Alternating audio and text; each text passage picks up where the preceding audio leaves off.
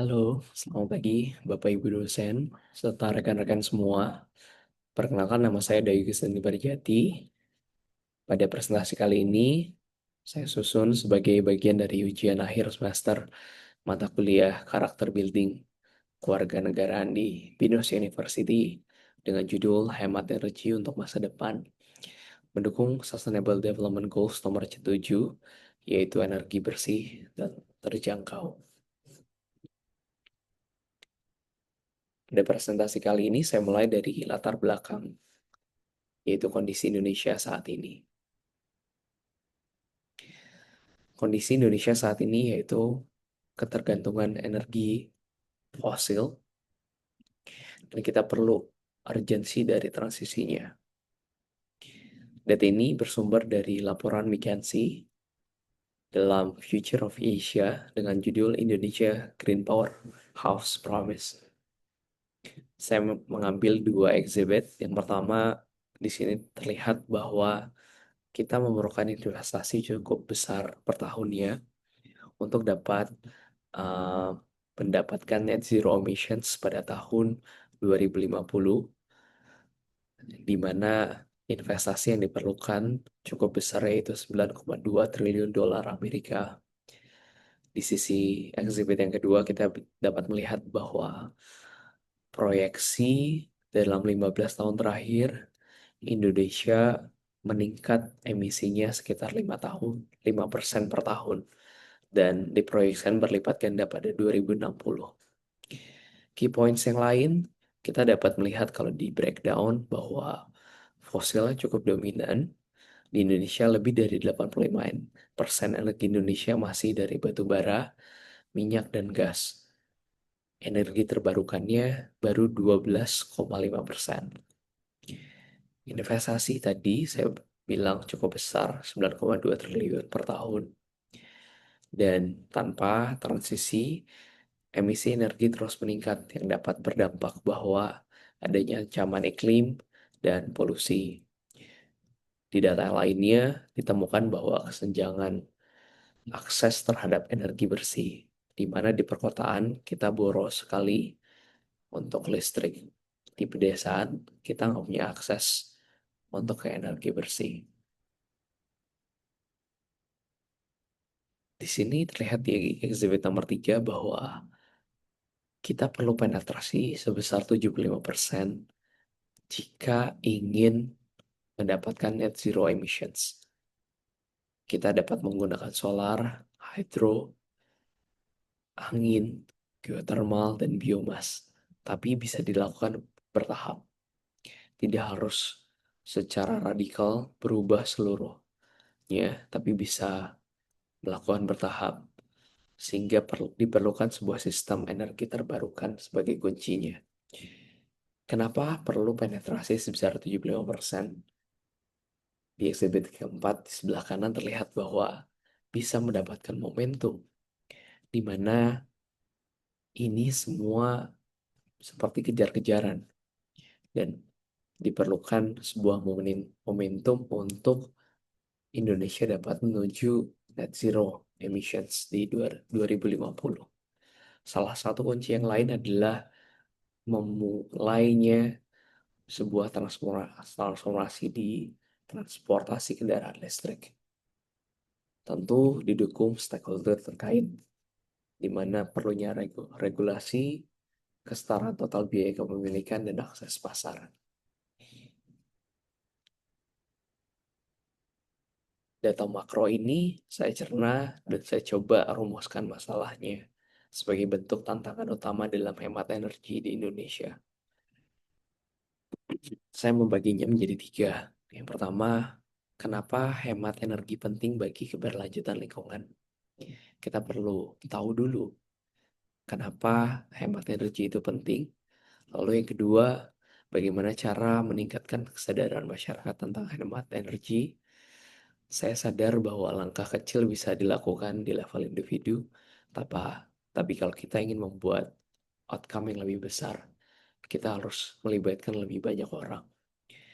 Yang pada dasarnya kita harus meningkatkan kesadaran masyarakat. Lalu yang ketiga adalah Lalu langkah konkretnya apa untuk dapat dilakukan di level individu dan komunitas atau stakeholder lainnya untuk mendukung Sustainable Development Goals nomor 7. Maka dari itu saya melakukan sebuah observasi di lapangan melalui metode online, observasi online. Yang pertama, metodenya saya melakukan observasi di kampus dan di komunitas pencinta lingkungan secara online. Saya melakukan kuesioner singkat ataupun wawancara dengan 25 responden di perkotaan dan perdesaan.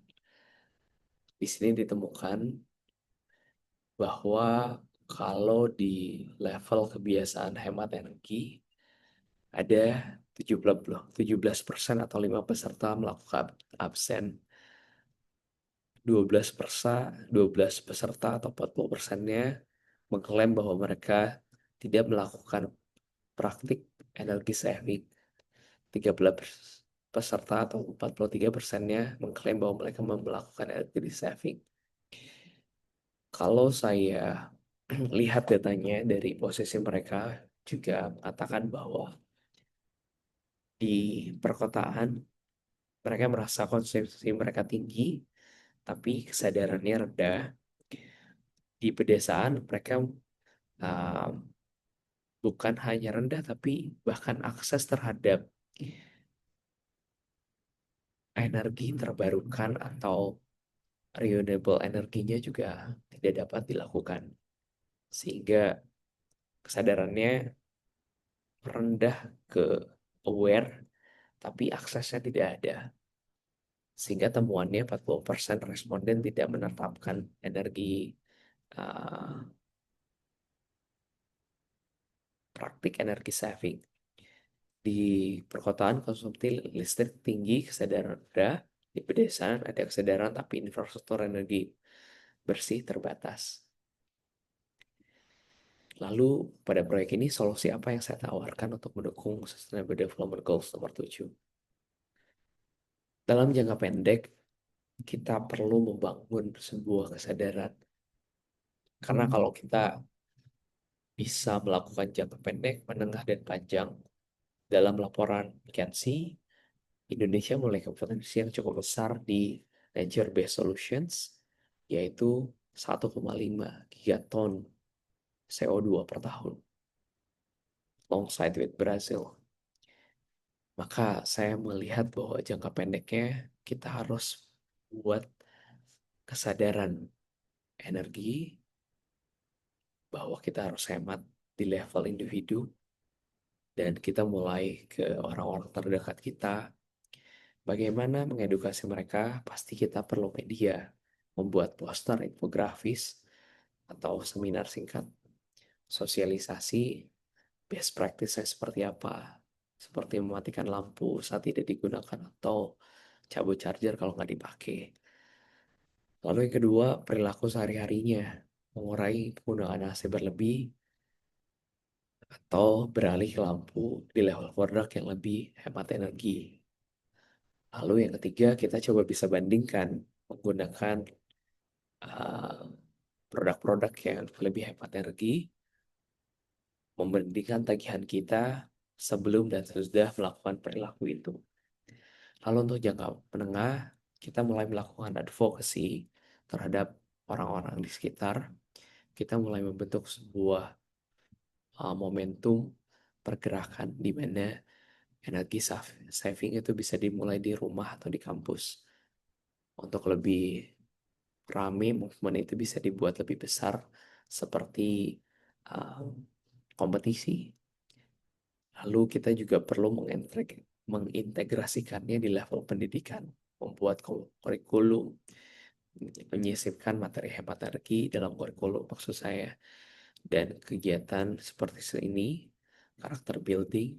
Lalu yang ketiga adalah kolaborasi dengan stakeholder lainnya, di mana jika mereka memiliki pengetahuan lebih atau bahkan produk atau teknologinya, kita bisa mengundang mereka atau menjadi sebuah um, speakers.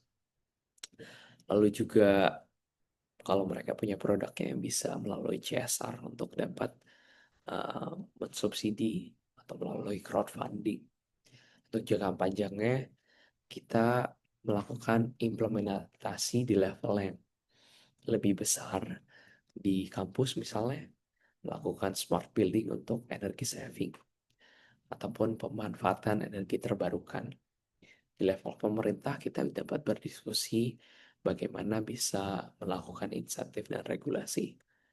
Lalu pada akhirnya kita bisa membangun ekosistem berkelanjutan, yaitu mendorong, salah satunya mendorong transportasi, di mana Indonesia kita melihat bahwa mulai terbentuk ekosistem dari transportasi listrik, baik itu mobil ataupun motor, dan sistem chargingnya.